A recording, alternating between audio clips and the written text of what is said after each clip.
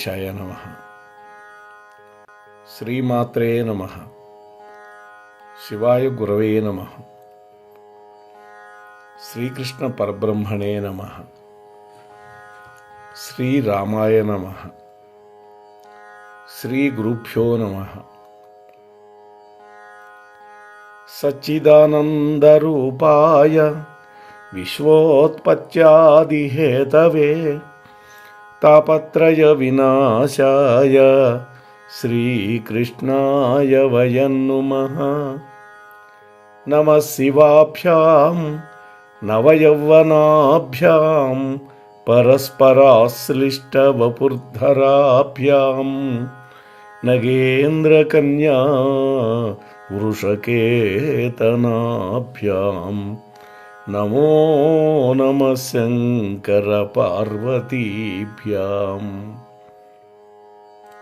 హరహర Mahadeva Shambho Shankara. Mohanavani channel ద్వారా ఈ వీడియోని వీక్షిస్తున్నటువంటి భక్తామ తల్లులకు తండ్రులకి ముందుగా నా యొక్క సాధువాదాలు. నిన్ననే మనం మహాశివరాత్రి పర్వదినాన్ని అత్యంత భక్తి శ్రద్ధలతో జరుపుకున్నాం. నిన్న శివరాత్రి వైభవాన్ని కూడా నా ప్రవచనాన్ని చాలామంది విన్నారు.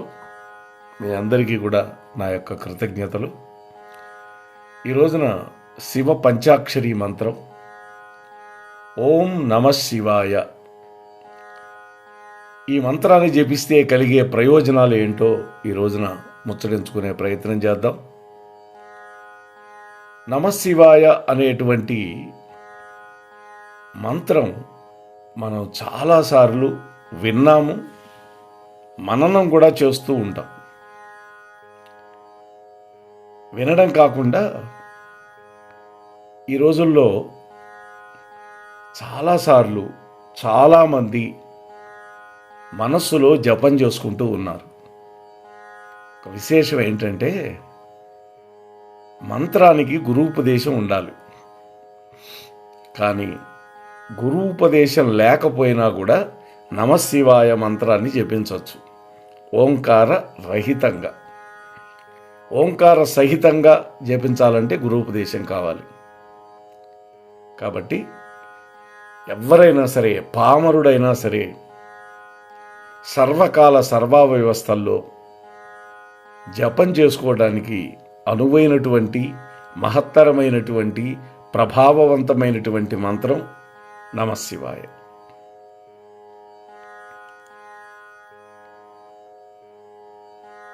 అక్షరాభ్యాసం జరిగేటప్పుడు కూడా పలక మీద ఏబిసిడీలు రాసి పెట్టరు.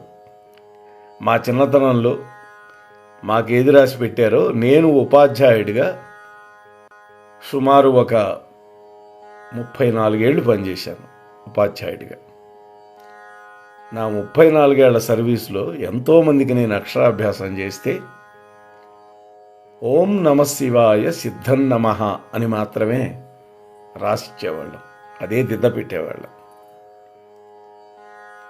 ఇక్కడ ఓం నమః శివాయ అనేటువంటి పంచాక్షరి మంత్రంలో 5 అక్షరాలు ఉన్నాయి. దీని పేరే పంచాక్షరి. నా మా సి వా య, ఈ 5 అక్షరాలు దీంట్లో ఉన్నాయి. ఈ 5 అక్షరాలు పంచభూతాతలకి చెందినటువంటివి, అంటే ప్రకృతికి సంబంధించినవి. ప్రకృతిలో మనకేముంటాయి? భూమి, నీళ్లు, అగ్ని, గాలి, ఆకాశం, ఇవే కదా. ఈ మంత్రాన్ని కనుక మనం స్మరించుకుంటూ ఉంటే పరమాద్భుతమైనటువంటి ఫలితాలు, మార్పులు మనం చూడొచ్చు. మరి ఈ మంత్రస్మరణ వల్ల కలిగే ప్రయోజనాలు కూడా మనకు తెలియాలి కదా. ప్రయోజనం తెలిసినప్పుడు మనకు ఎక్కువ ఆసక్తి కలుగుతుంది ఆ పని చేయడానికి. నమఃశివాయ అంటే ఆ పరమశివుడిని గుర్తు చేసుకోవడమే, ధ్యానించడం మాత్రమే కాదు. ఈ నమఃశివాయలో నకారం నభము, నభము అంటే ఆకాశం అని అర్థం.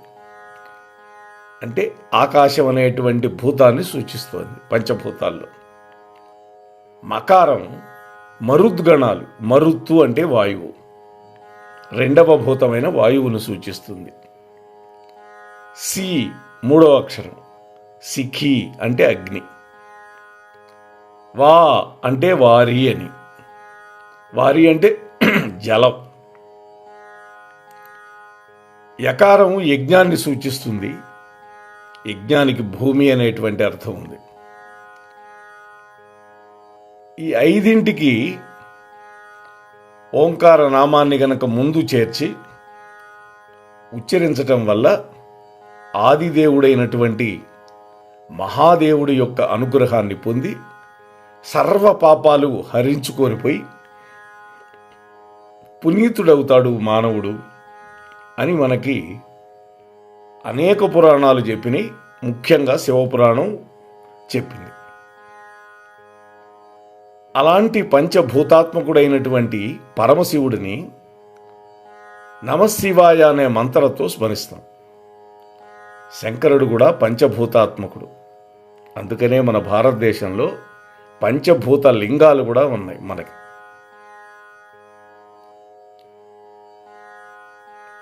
దీంట్లో ఆలోచిస్తే కంచిలో భూలింగం ఉంది, జంబుకేశ్వరం ఇది తిరుచి దగ్గర ఉన్నది, అక్కడ జలలింగం ఉంది, శ్రీకాళహస్తిలో వాయులింగం ఉంది, చిదంబరంలో ఆకాశలింగం ఉంది, అరుణాచలంలో అగ్నిలింగం ఉంది. ఆ అగ్నిలింగం శివరాత్రి రోజే ఏర్పడింది అని మనం నిన్న చెప్పుకున్నాం.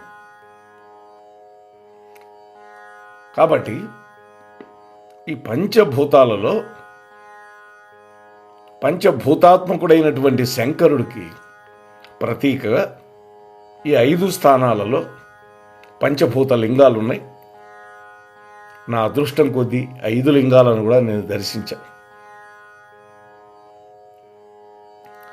పరమశివుడిలో ఒక అద్భుతమైనటువంటి గుణం ఉంది.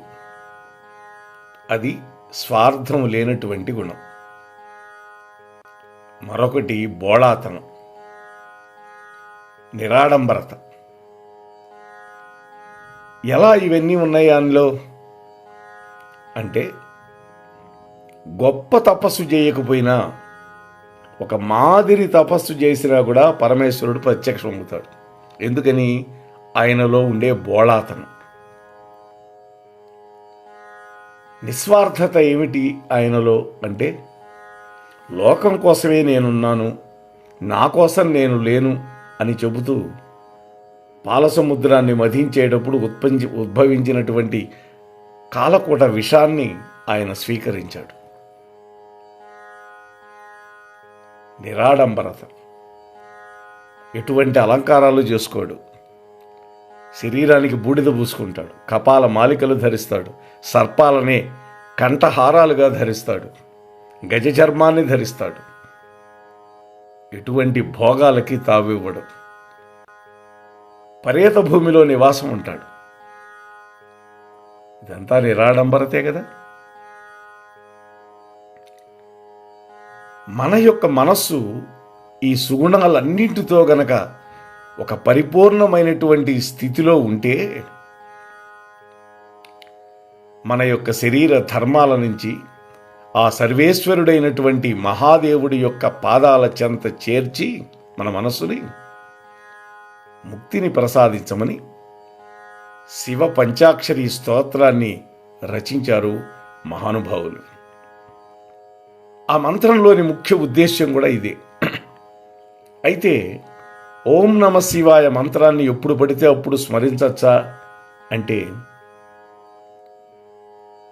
నమశివాయ అనేదాన్ని ఎప్పుడైనా స్మరించుకోవచ్చు, కానీ ఓంకార సహితంగా కనుక చెప్పించాలి అంటే శుచిగా ఉండాలి.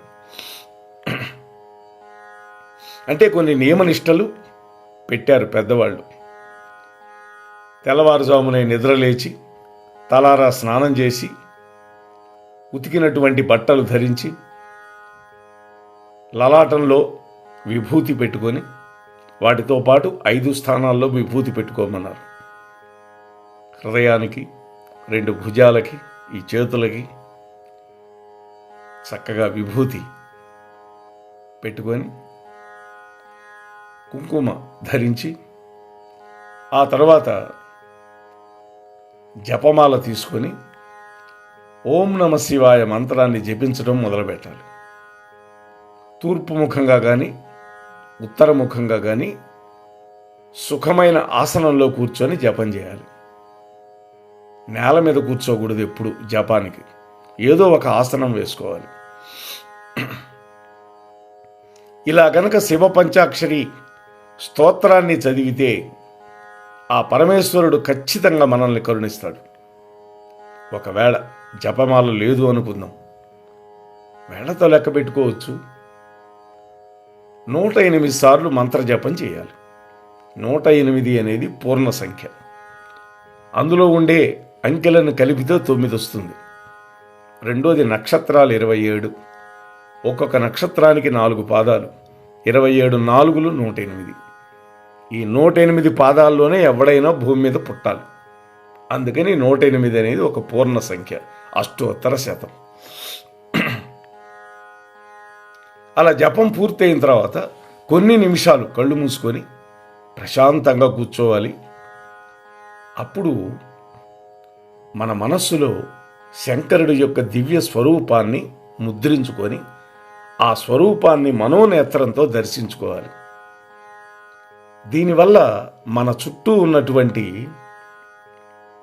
ఈ మంత్ర జప శక్తి ఏదైతే ఉందో అది మన శరీరం గ్రహిస్తుంది. అంటే ఒక తరంగాల రూపంలో ఉంటుంది. అది మన శరీరం గ్రహిస్తుంది.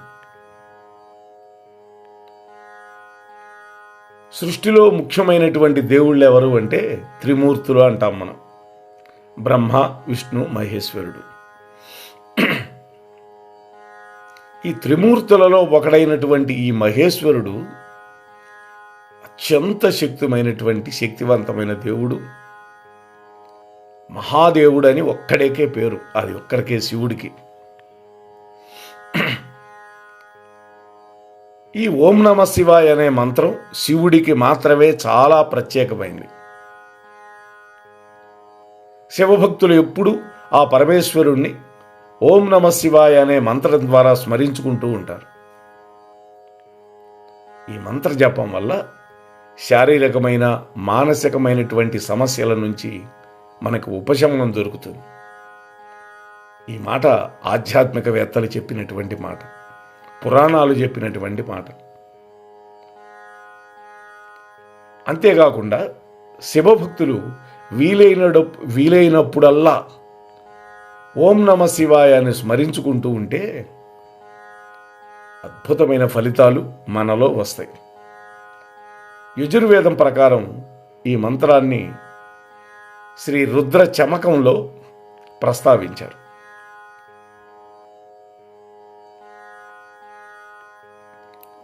అలాగే ఈ మంత్ర జపం వల్ల మనలో పాజిటివ్ వైబ్రేషన్స్ వస్తాయి.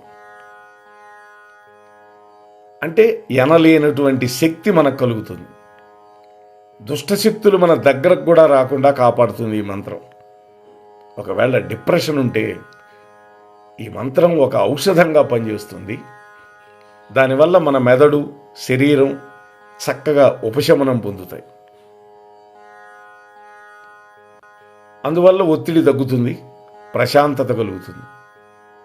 అందుకని 108 సార్లు ప్రతిరోజు ఓం నమ శివాయ మంత్రాన్ని జపించటం వల్ల మనలో ఆవేశం తగ్గుతుంది, కోపం తగ్గుతుంది. మన మనస్సు ఒక ప్రశాంతమైనటువంటి వాతావరణంలోకి, పవిత్రమైనటువంటి భావనలోకి వెళ్ళిపోతుంది. అందువల్ల మనకి పరమేశ్వరుడి యొక్క అనుగ్రహం పరిపూర్ణంగా కలుగుతుంది. అలా పరిపూర్ణమైనటువంటి అనుగ్రహాన్ని పొందటానికి మనమందరం కూడా నమశివాయ మంత్రాన్ని ప్రతిరోజు కూడా జపం చేసుకుందాం. దానివల్ల అద్భుతమైనటువంటి ప్రయోజనాలు కూడా పొందుదాము అనేటువంటి ఆలోచనతోటి ఈ విషయాలని మీ ముందు ప్రస్తావించడం జరిగింది. మనందరికీ ఆ పరమేశ్వరుడి యొక్క దివ్యానుగ్రహం లభించుగాక అని మరొక్కసారి పరమేశ్వరుడి యొక్క పాదాలు బట్టి ప్రార్థన చేస్తూ ముగిస్తున్నాను. స్వస్తి. ఇంతవరకు మన ఛానల్కి ఎవరైనా సబ్స్క్రైబ్ చేసుకోకపోతే ఇప్పుడే ఈ క్షణమే సబ్స్క్రైబ్ చేసుకుని ఆ పక్క నుండి బెల్ బటన్ మ్రోగించి మమ్మల్ని ప్రోత్సహిస్తారని మనస్ఫూర్తిగా కోరుకుంటూ సర్వేజన సుఖినో భవంతు, లోకా సమస్త సుఖినో భవంతు. ధన్యవాదాలు. స్వస్తి.